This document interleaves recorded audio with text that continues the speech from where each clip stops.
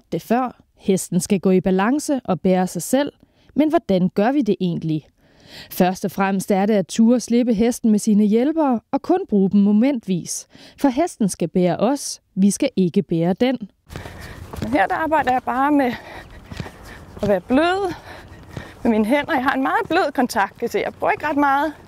Jeg har ikke ret meget vægt på tøjlen, men jeg balancerer ham. Så det er sådan et lille spil mellem min skænkel, mit sæde og min hånd. Og jeg hele tiden prøver at simpelthen bare lade ham gå i sin egen balance.